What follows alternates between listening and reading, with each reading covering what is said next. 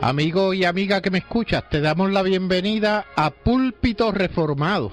Te habla el diácono Ángel Carrasquillo y te invitamos a que en la próxima hora nos acompañes para que oigas Palabra de Dios. Busca tu Biblia, la Palabra de Dios, la palabra que no se equivoca, la palabra que no vuelve atrás vacía.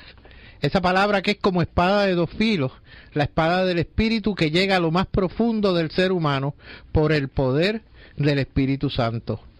Sí, quédate con nosotros para que aprendas de esa palabra que no se equivoca, de esa palabra que es eterna. El tema de hoy es nuestro quinto programa acerca de Judas le habla a la iglesia del siglo XXI. Te invitamos a que tomes tu Biblia, la palabra de Dios, y busca el pasaje en Judas, los versículos del 17 al 25. Versículos de Judas 17 al 25, y nos leerá la misma el hermano Jeremy Colón. Amén. Pero vosotros, amados, tened memoria de las palabras que antes fueron dichas por los apóstoles de nuestro Señor Jesucristo, los que os decían: en el último tiempo habrá burladores que andarán según sus malvados deseos. Estos son los que causan divisiones, viven sensualmente y no tienen al Espíritu. Pero vosotros, amados, edificaos sobre vuestra santísima fe, orando en el Espíritu Santo, conservaos en el amor de Dios, esperando la misericordia de nuestro Señor Jesucristo para vida eterna. A algunos que dudan, convencedlos; a otros salvadlos arrebatándolos del fuego; y de otros tened misericordia con temor, desechando aún la ropa contaminada por su carne.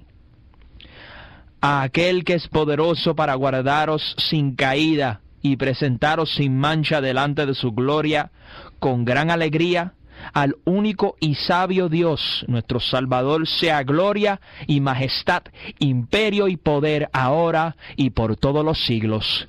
Amén. Amén. Amén. Tremenda doxología, ¿no? Sí, excelente. Yo creo que vamos Una a de las tener que mejores. comentar. Sí, señor. Vamos a estar comentando ahorita más adelante acerca de ella. Bueno, me gustaría comenzar quizás haciendo un breve resumen de las cosas que hemos estado hablando acerca de la carta de Judas. Y tengo un escrito aquí, dice así: Judas escribe una carta para fortalecer a los lectores en su fe y para advertirles que no se dejen descarriar por apóstatas que tratan de desviarlos, tanto en la vida como en la doctrina. Tras identificarse, saluda a los destinatarios y pronuncia una bendición de misericordia, paz y amor. Con un tono personal, Judas dice que había pensado escribir una carta acerca de la doctrina de la salvación e instar a los destinatarios a luchar por la fe, es decir, el Evangelio. Sin embargo, cambia su intención debido a la presencia de hombres inmorales que se han infiltrado en la comunidad cristiana.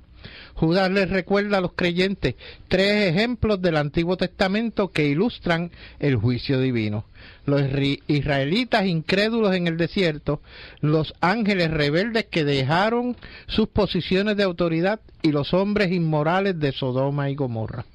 Judas llama a los infiltrados soñadores enfrascados en la inmoralidad, la rebelión y la injuria. Cita el relato del arcángel Miguel, que evitó traer una acusación contra Satanás.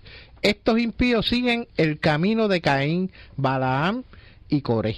Son manchas que contaminan la compañía de los cristianos. Sustentándose en una profecía de Enoc, Judas describe la venida del Señor con sus miriadas de ángeles. El Señor juzgará a los impíos de acuerdo a sus palabras y hechos. Los lectores están precavidos acerca de la llegada de los escarnecedores porque los apóstoles les han dado instrucciones. Judas insta a los creyentes a fortalecerse mutuamente en la fe y a esperar con mucha oración la realización de la vida eterna. Les exhorta a ser compasivos con los que dudan, a salvar a otros de la destrucción y a tener cautela para evitar la contaminación del pecado. concluye finalmente su epístola con una espléndida doxología a Dios. Este es un resumen de toda la carta de Judas. No sé si querían hacer... Sí, yo quería añadir que, pues, trayéndolo más al siglo XXI, haciendo un pareo, una igualdad, en ese tiempo, en los tiempos de Judas, pues ya se ven los comienzos de lo que se le llamaba el gnosticismo, la religión del místico, del conocimiento de la espiritualidad máxima. Y entonces iban yendo por las iglesias, tergiversando la sana doctrina, haciendo diferentes cosas, desórdenes sexuales, de todo tipo de pecado. Hoy en día, pues esta gnosis también está, por medio de mucha gente que son burladores, como dice Judas, con falsificar dones extraordinarios, con sectas que viven de manera sensualmente fuera de orden, licenciosos. Sí, pero que sobre todo reclaman tener una revelación. Una revelación a la base de todas esas cosas. Plasmada en las escrituras. Exactamente. Ahí es que viene la palabra del gnosticismo, que conocen algo que no está aquí. Que no está aquí y que está en el más allá, en el místico, en lo esotérico, lo inconocible. Entonces, cómo este libro enfatiza en el juicio. Pero lo que quiero decir con eso es que estas personas que andan corrompiendo el cuerpo de Cristo o la iglesia visible, pues lo que pasa es que viven como si no hubiera juicio final, viven como si esta es la única vida por vivir, porque andan rechazando la realidad, porque conocen al Dios, el único Dios verdadero. Pueden creer que tienen la razón y que van a vivir en la eternidad, en la próxima vida, engañados. Exacto. Y es peor porque están dentro de la iglesia.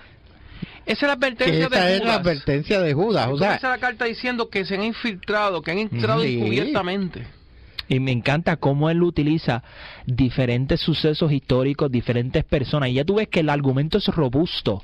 Es para que tú entiendas, el lector entienda, que mira, Dios ha sido consistente, Dios es inmutable, Dios va a emitir juicio. Esto no es un chiste. O sea, los burladores, los buscones de hoy día, que andan inventando nuevas doctrinas, que se dicen que son apóstoles, que dicen que tienen unos dones extraordinarios que no tienen. Fíjate, y eso vamos a tocar. Y vamos a tocar ese tema. Lo de los apóstoles, porque aquí dice que Judas cita unas palabras que obviamente vienen del apóstol Pedro. Él no se la adjudica solamente a Pedro, dice los apóstoles de nuestro Señor Jesucristo, eso habla en plural. Sí. Pedro lo plasmó en su segunda carta, pero no es único de Pedro. Y tenemos que ver lo que significa la palabra apóstol. No lo voy a tocar ahora, vamos a tocar en su tiempo, porque vamos a empezar desde el versículo 17 y en su momento lo tocaremos. Es para que el que esté escuchando se quede pendiente, porque tenemos que tocar todos estos puntos. Sí, exacto. De hecho, llama la atención sobremanera que Judas, en el principio de su carta, como hemos estado disertando en estos días, está hablándole directamente a esos impíos o a la iglesia para que se cuide de esos impíos que están dentro de la iglesia per se, dentro de la iglesia. Infiltrados. Esa es la palabra. Pues Judas está llamándole la atención a la iglesia para que se cuide de esos infiltrados, porque están haciendo más daño que bien. Son agentes que dividen la iglesia porque son disidentes, no creen, no quieren seguir las instrucciones del líder, no quieren ser pastoreados, si vamos a llamarlo así. Sí. Definitivamente estas personas tienen o están fuera de lugar dentro de la iglesia, pero el problema es que mientras la iglesia, nosotros, les permitamos que estén ahí por no ejercer la disciplina correcta, disciplina bíblica correcta, gracias Jeremy, por no ejercerla, en Puerto Rico se hace patente por el ay bendito, sí. Pues entonces permitimos que estas personas sigan haciéndole daño a la iglesia, sigan maltratando el cuerpo de Cristo. Yo levanto una pregunta. Amén. Vamos a suponer que yo estoy escuchando radio y estoy en Yo una iglesia. aprendí en una ocasión que Ajá. cuando hacemos preguntas en una conferencia es porque sabemos la contestación. Ok. Así que Dale. Vamos, estoy escuchando el programa y estoy en una iglesia. ¿Cómo yo sé si hay un infiltrado o no en esa iglesia? ¿Qué le recomendamos a aquel que no está escuchando? Sí, el que está infiltrado, que hay que sacar. Obviamente, cuando el diablo saca los cuernos y el rabo, pues ya lo vemos. Pero cuando viene vestido de oveja, hay que levantarle un poquito el pellejo para ver si es el diablo que está por dentro, ¿entiendes? Ujú. Estas personas vienen con cubierto de piedad, pero son infiltrados encubiertamente, o sea, están encubiertos por un manto de piedad o de un cristianismo falso, pero que aparenta ser cristianismo, o aparenta ser cristiano y está metido allí. Y sin embargo es uno de los que Judas está describiendo aquí. y Si la persona no conoce la escritura, a eso iba. no puede tener referencia. Muy bien. Exacto. Ahora, ayúdenme en eso, abunden un poco Sí, más. la sana doctrina de Cristo, cada uno de los creyentes estamos llamados a conocer a nuestro Señor. O sea, si tú te llamas cristiano y no puedes, por ejemplo, definir claras doctrinas del Evangelio, cómo es que obtenemos salvación, por quién murió Cristo, cosas fundamentales de la fe cristiana, para entonces, base a eso, identificar enseñanzas erróneas, ¿cómo lo vas a poder Sí, identificar? mira, Jeremy, interesante. Casi siempre que yo estoy estudiando la Biblia y hago una pregunta, casi siempre yo hago la pregunta de los textos que estamos leyendo. Dije aquí que hay que conocer la escritura, ¿verdad? Judas viene y dice, tened memoria, ¿ok? Ujú. Tened memoria de las palabras que antes fueron dichas por quién, por los apóstoles. Apóstoles. En algún sitio está esa palabra. Amén. Y aquí cita a Pedro, segunda de Pedro. Ujú. ¿Verdad que sí? O sea, el mismo Judas que está escribiendo en forma inspirada, que su carta ha sido plasmada aquí en las escrituras, o sea, puesta como parte del canon, está diciendo, vayan a los apóstoles. Vayan, él no se lo inventó. Sí, vamos allá. Él no sacó una doctrina del aire, de lo que se le ocurre a él decir, esto es bueno y esto es malo. Incluso Judas es un enviado, un asociado de los apóstoles. O sea, él hace eso porque él sabe que el fundamento correcto está en los apóstoles que el Señor Jesucristo ha llamado. El Señor Jesucristo, y no estamos hablando del Señor Jesucristo espiritual que señalan los supuestos apóstoles que hay aquí.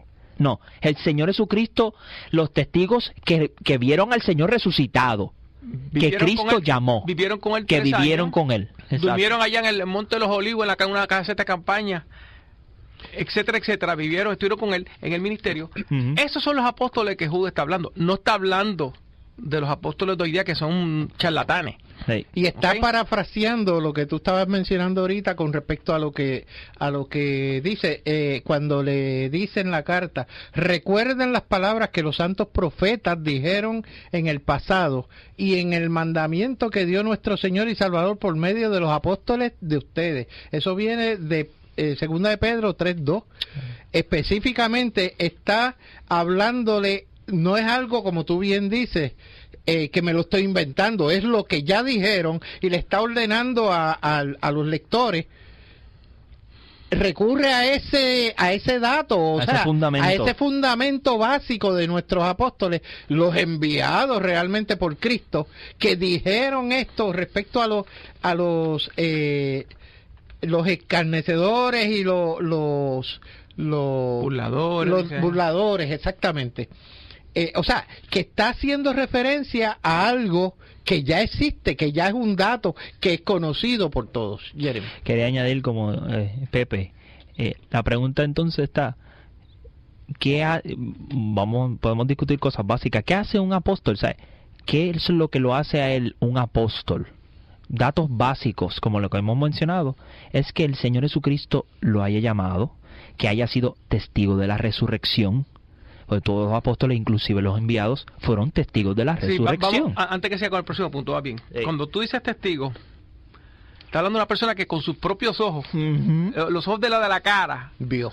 no estamos hablando aquí de testigos espirituales. No. O sea, nosotros somos testigos de la resurrección de Jesucristo, pero nosotros no vimos a Jesucristo resucitado. resucitado. ¿Sí? ¿Entiendes? Somos testigos porque creemos por la fe lo que la Escritura nos dice.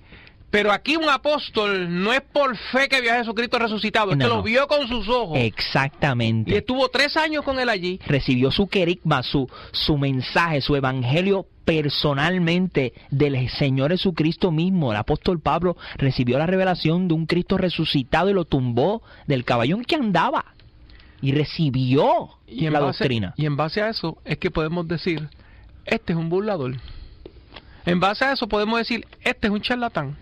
Este es un palabrero, porque tenemos la escritura que el mismo Pedro dice, la palabra profética más segura, que nos permite hacer un juicio que la escritura aquí, Judas, está diciendo que hagamos. Él nos está llamando a enjuiciar a los que están en la iglesia para ver si son estos que entraron encubiertamente. Yo estaba utilizando algo como que uno puede emitir juicio para aquellos que piensan que yo no puedo juzgar a nadie. Oiga, ante los hechos de situaciones dentro o fuera de la iglesia con respecto a estas personas que son burladores o son charlatanes dentro de la iglesia, nosotros podemos juzgarlos por la palabra. Cuando nosotros los juzgamos, estamos juzgando los hechos que está presentando esa persona. No estamos juzgando, por ejemplo, yo no puedo pensar en juzgar a nadie por aquello que yo pienso que esa persona puede estar pensando, porque no es un hecho, es una percepción. Yo no puedo juzgar una percepción de una persona porque puedo estar bien equivocado. De hecho, la carta de Judas precisamente es para enjuiciar.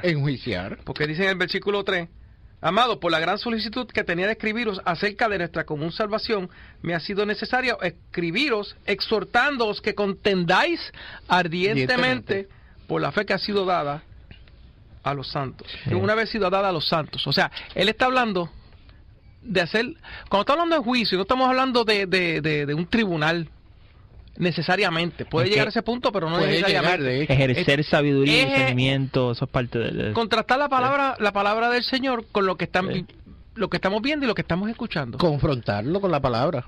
Casi nadie que entra a una iglesia con intenciones de quedarse con ella, de quedarse, de ser el líder, qué sé yo, viene hablando mal de Jesucristo.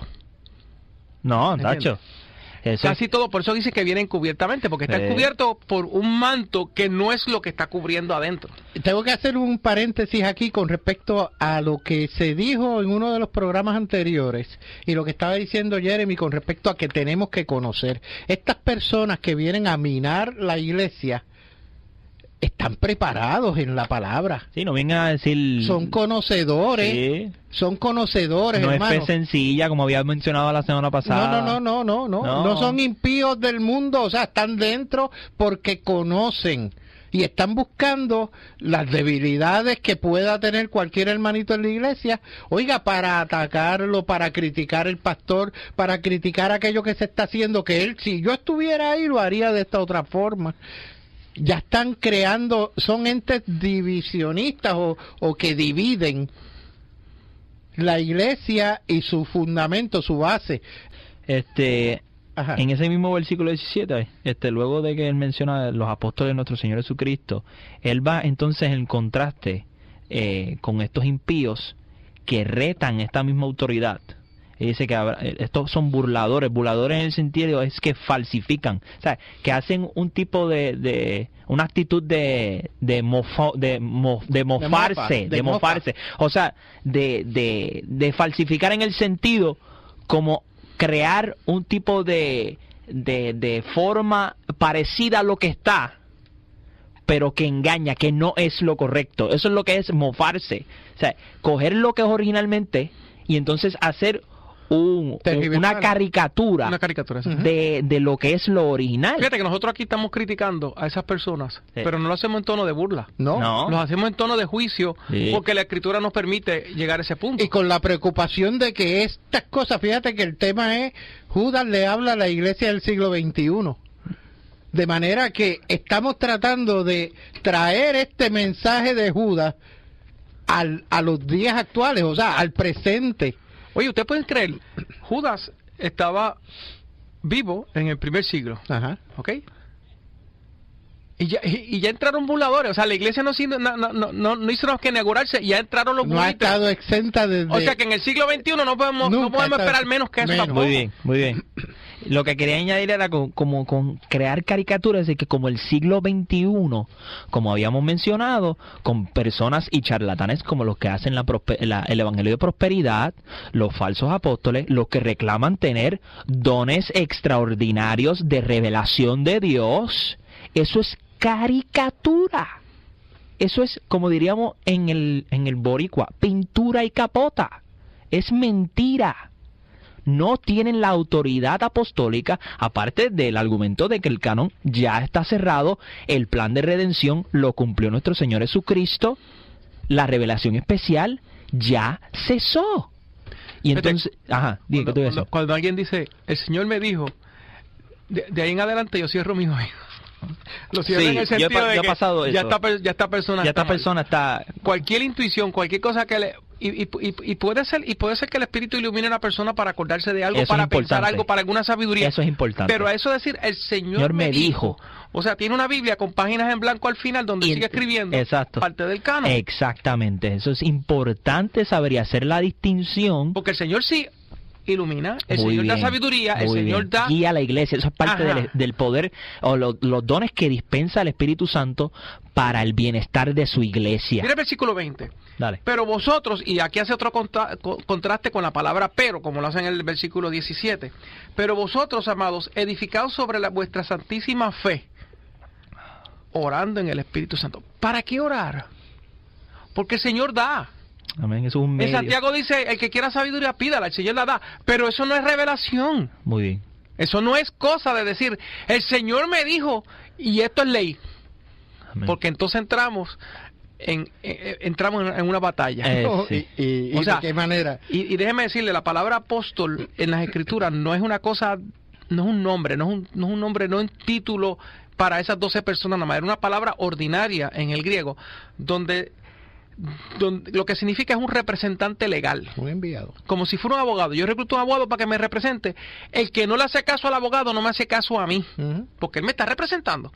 El que no le hace caso a los apóstoles no le hace caso a Jesucristo. Bien. Porque él los envió con la autoridad de él. No es que los apóstoles la tenían, les fue dada a nombre de él. Y entonces, el que no hace caso a los apóstoles, el que no escucha, entra en el término que dice Judas aquí, son burladores. Son burladores.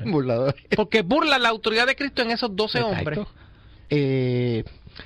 Pasamos entonces a la sección de contestando la pregunta bíblica, y tenemos varias preguntitas que vamos a tratar de ir someramente sobre ellas en la medida que el tiempo nos lo permite.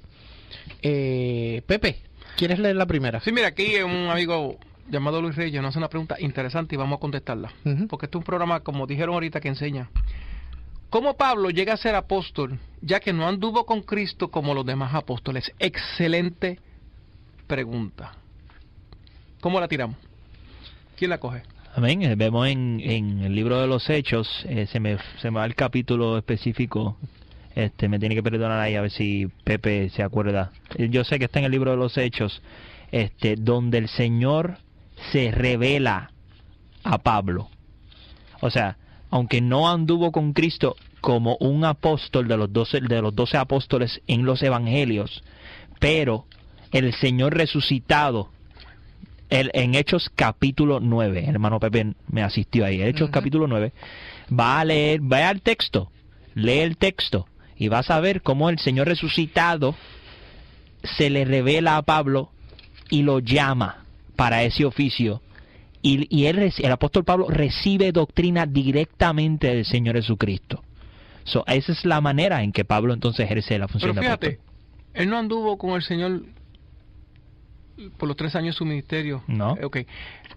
Hay que añadir que el mismo Pablo reconocía eso. Sí, el mismo decía, de los 12 yo soy el menos. Yo soy un abortivo. Sí. Era el número 13 en ese sentido. Entonces yo soy como un abortivo, no merezco ser apóstol de Jesucristo. Y es correcto.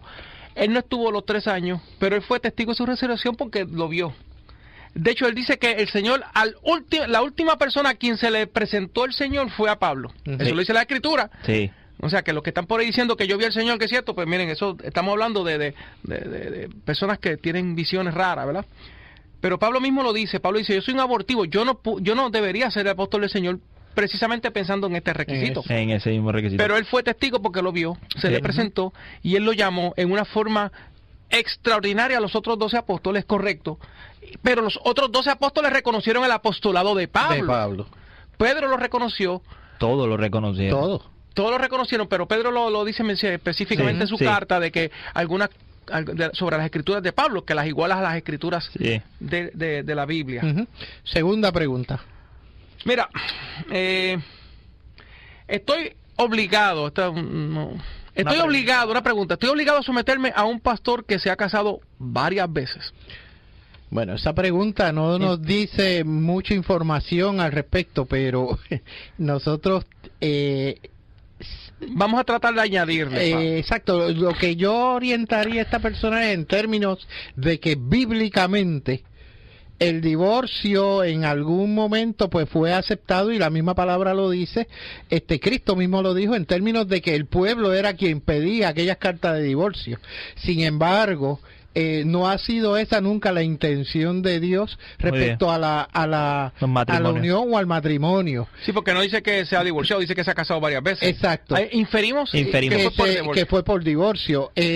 La Biblia tiene un procedimiento y unas causas bíblicas para otorgar ese divorcio bíblico, ¿no? Y que una persona pues salga inocente dentro de un proceso dentro de la iglesia de disciplina, pero que como la carta yo confrontaría a esa situación pues con la palabra. No sé si esto pueda contestar la pregunta, pero vamos a añadirle. Hay unos requisitos para pastor. Eso es lo que quería entender. Los requisitos dicen marido de una sola mujer. No quiere decir que si es viudo pueda casarse otra vez, etcétera, etcétera. Inferimos también que en aquel tiempo habían personas que eran polígamos, que tenían varias mujeres, ¿ok? Una persona hoy día que se ha casado varias veces, como no podemos juzgar porque la pregunta no nos dice mucho, posiblemente hay una debilidad de carácter, porque también la Escritura pone unos requisitos en cuanto a orden de la familia, y puede haber una debilidad de carácter. Primero, nadie debe someterse a un pastor, se somete a Jesucristo, y el pastor es la persona que Jesucristo puso en la iglesia para mantener una supervisión.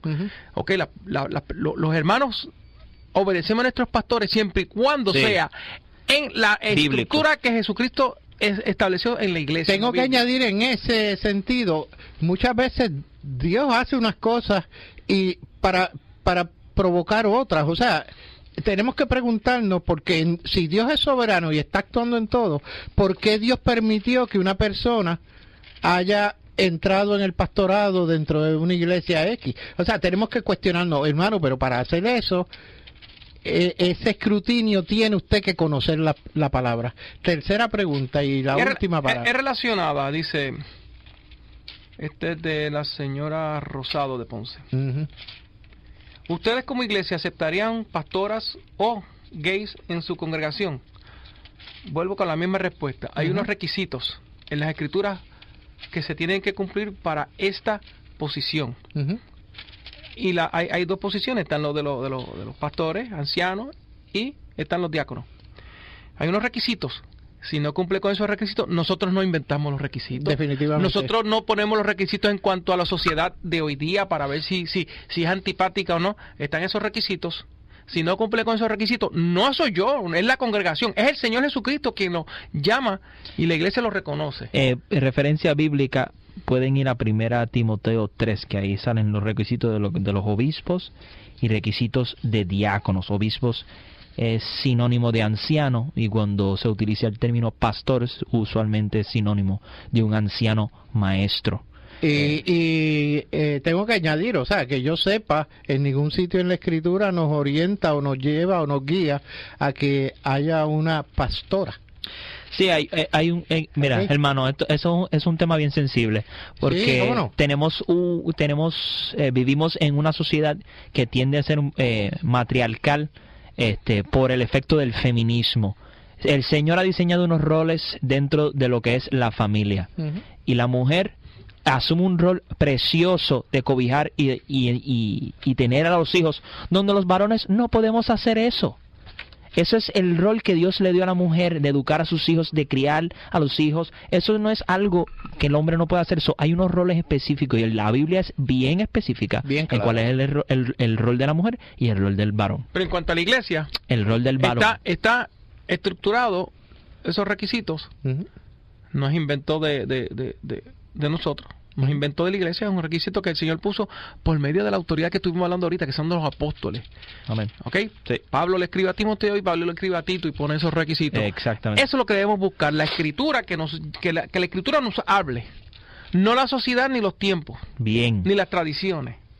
Tenemos como 3 o 4 minutitos que nos quedan para el tema que hemos estado envueltos acerca de la carta de Judas. No sé si podemos entrar ahora mismo a la doxología.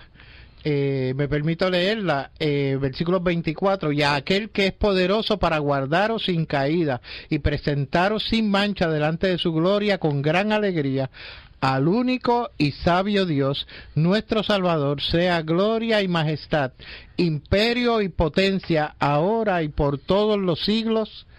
Eso no puede terminar con otra cosa que no sea un amén. Amén. Comentario. Tremendo verso. Yo no sé qué comentarios de esa doxología. Claro. Lo dice todo. Sí. O sea, estamos hablando, fíjate que Judas hace una descripción. Y yo quería comentar en versículo 24 donde dice aquel que es poderoso para guardaros sin caída.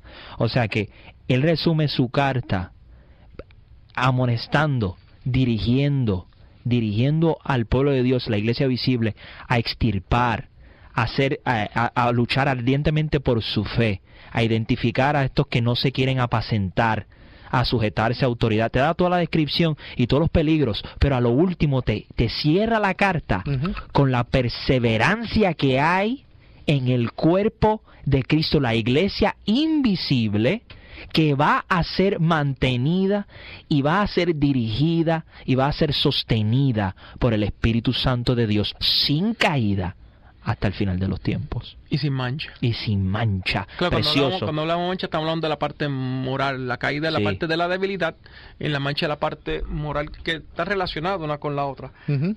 Pero dice, al único. Bien. Al único y sabio Dios. No hay otro Dios y no hay otro sabio. Y no hay otro Salvador, es nuestro Salvador, que es lo próximo que Pero sigue. había una cosa que decían cuando yo me criaba, que habían dos clases de sabios. Uno es el que lo sabe todo y otro es el que sabe dónde está todo.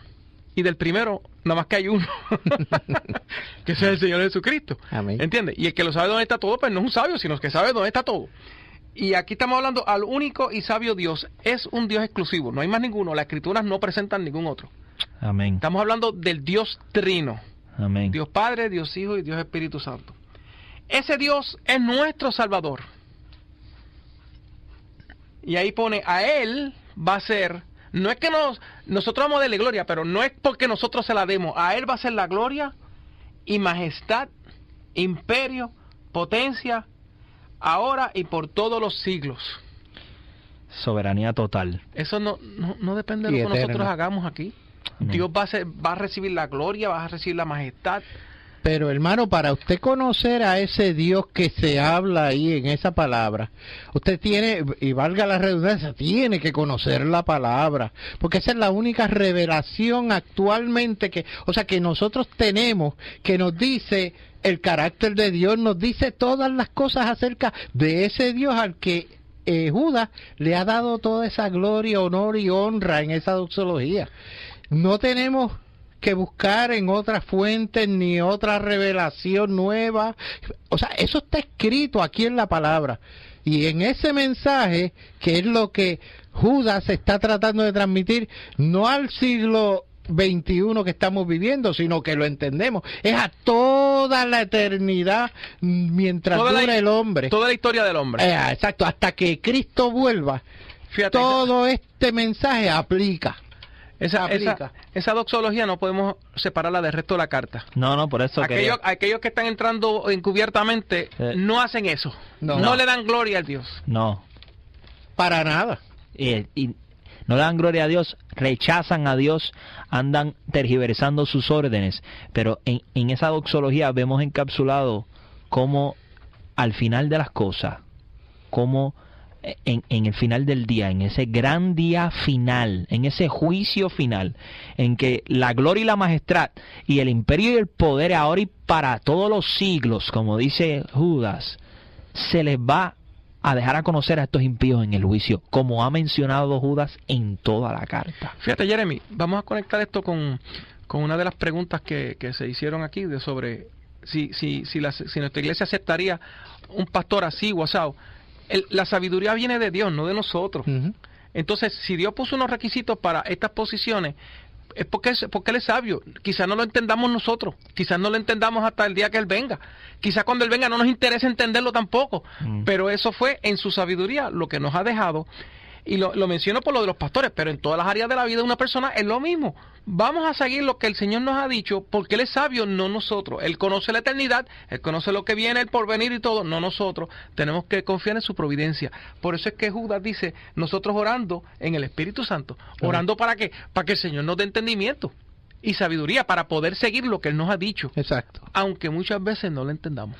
Y también en medio de todas esas cosas y esa lucha que nos llama a tener el Señor, como dice en los versículos anteriores, en el 22 y en el 23, que hay que poner la armadura de la fe, hermano, y darle gloria y una doxología constante a nuestro Señor Jesucristo, porque nos salvó. Y entonces vamos a expandir y vamos a trabajar para el reino, como dice, que a los que dudan convencerlos, a otros salvarlos arrebatándolos del fuego, y de otros tener misericordia con temor, desechando aún la ropa contaminada por su carne. Ese es el versículo 22 y 23. Uh-huh. Entonces, es una exhortación a ¿qué? A entregar nuestra vida, a entregar todo nuestro ser, nuestras capacidades, como dice el Señor Jesucristo, amar a Dios sobre todas las cosas, pero amarlo con todo tu entendimiento, tu corazón, todo tu ser completo.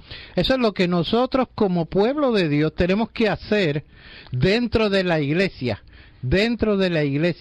Ahora, me llama la atención el cambio tan radical, sí. No sé, Jeremy, si notaste esto, en el versículo 4, porque algunos hombres han entrado encubiertamente, nos dice Judas, los que desde antes habían sido destinados para esta condenación, hombres impíos, que convierten en libertinaje la gracia de nuestro Dios y niegan a Dios, al único soberano, y a nuestro Señor Jesucristo. Estas personas es la que Judas le ha estado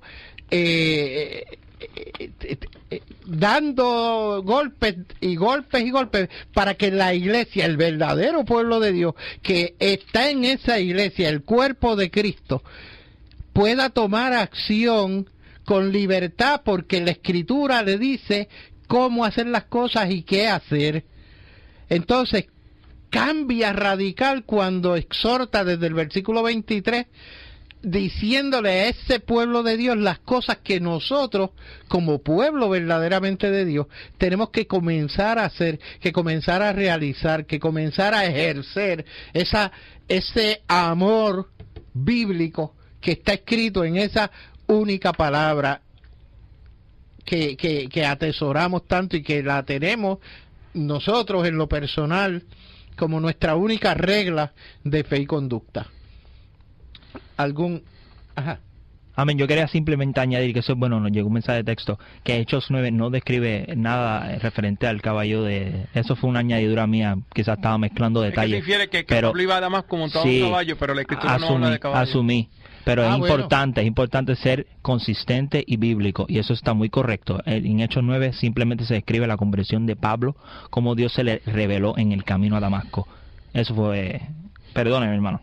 La carta de Judas es corta, es un solo capítulo de 25 versículos. Uh-huh. Le exhortamos a los que están escuchando que la lean, la vuelvan y la lean, busquen, mediten en ella, y sobre todo queremos enfatizar que la Escritura es nuestra guía. Ahí es que está plasmada la sabiduría de Dios, que no cambia.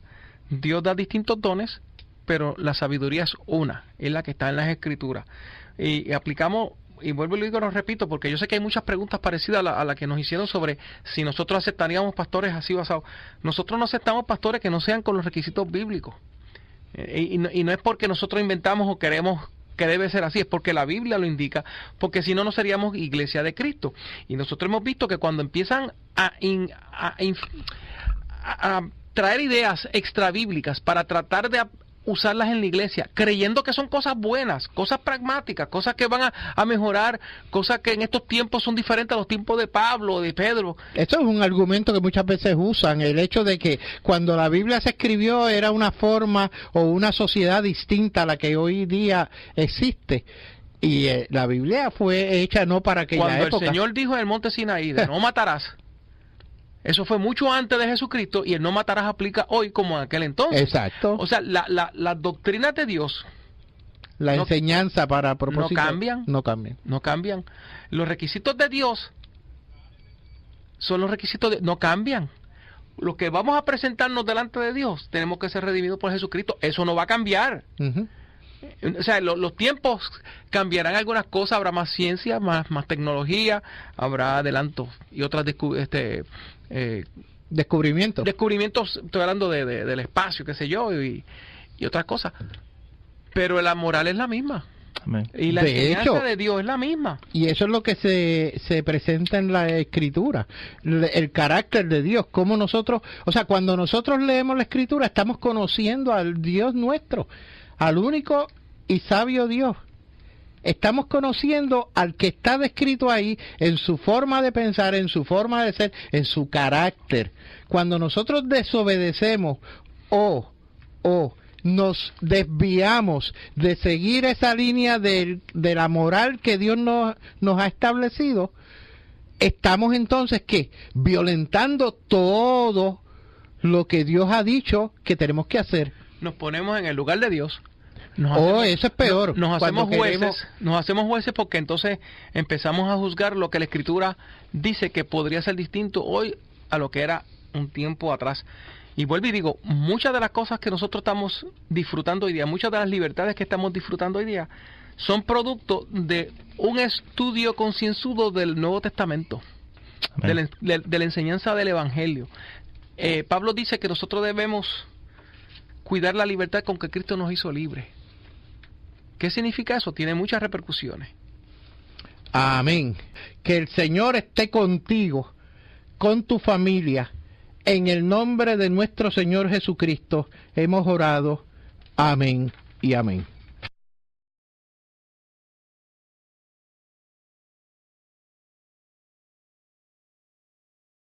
Te invitamos a que tomes tu Biblia, la palabra de Dios, y busca el pasaje en Judas, los versículos del 17 al 25. Versículos de Judas 17 al 25, y nos leerá la misma el hermano Jeremy Colón. Amén. Pero vosotros, amados, tened memoria de las palabras que antes fueron dichas por los apóstoles de nuestro Señor Jesucristo, los que os decían: en el último tiempo habrá burladores que andarán según sus malvados deseos.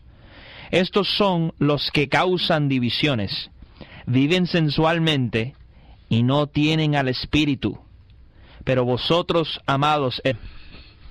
Tremenda doxología, ¿no? Sí, excelente. Yo creo que vamos Una a de las tener que mejores. comentar. Sí, señor. Sí. Vamos a estar comentando ahorita más adelante acerca de ella. Bueno, me gustaría comenzar quizás haciendo un breve resumen de las cosas que hemos estado hablando acerca de la carta de Judas. Y tengo un escrito aquí, dice así: Judas escribe una carta para fortalecer a los lectores en su fe y para advertirles que no se dejen descarriar por apóstatas que tratan de desviarlos, tanto en la vida como en la doctrina. Tras identificarse, saluda a los destinatarios y pronuncia una bendición de misericordia, paz y amor. Con un tono personal, amigo y amiga que me escuchas, te damos la bienvenida a Púlpito Reformado. Te habla el diácono Ángel Carrasquillo y te invitamos a que en la próxima hora nos acompañes para que oigas palabra de Dios. Busca tu Biblia, la palabra de Dios, la palabra que no se equivoca, la palabra que no vuelve atrás vacía, esa palabra que es como espada de dos filos, la espada del Espíritu que llega a lo más profundo del ser humano por el poder del Espíritu Santo. Sí, quédate con nosotros para que aprendas de esa palabra que no se equivoca, de esa palabra que es eterna. El tema de hoy es nuestro quinto programa acerca de Judas le habla a la iglesia del siglo XXI. Judas dice que había pensado escribir una carta acerca de la doctrina de la salvación e instar a los destinatarios a luchar por la fe, es decir, el Evangelio. Sin embargo, cambia su intención debido a la presencia de hombres inmorales que se han infiltrado en la comunidad cristiana. Judas les recuerda a los creyentes 3 ejemplos del Antiguo Testamento que ilustran el juicio divino: los israelitas incrédulos en el desierto, los ángeles rebeldes que dejaron sus posiciones de autoridad y los hombres inmorales de Sodoma y Gomorra. Judas llama a los infiltrados soñadores enfrascados en la inmoralidad, la rebelión y la injuria. Cita el relato del arcángel Miguel, que evitó traer una acusación contra Satanás. Edificaos sobre vuestra santísima fe, orando en el Espíritu Santo, conservaos en el amor de Dios, esperando la misericordia de nuestro Señor Jesucristo para vida eterna. A algunos que dudan, convencedlos; a otros, salvadlos arrebatándolos del fuego; y de otros, tened misericordia con temor, desechando aún la ropa contaminada por su carne. A aquel que es poderoso para guardaros sin caída y presentaros sin mancha delante de su gloria, con gran alegría, al único y sabio Dios, nuestro Salvador, sea gloria y majestad, imperio y poder, ahora y por todos los siglos. Amén. Amén.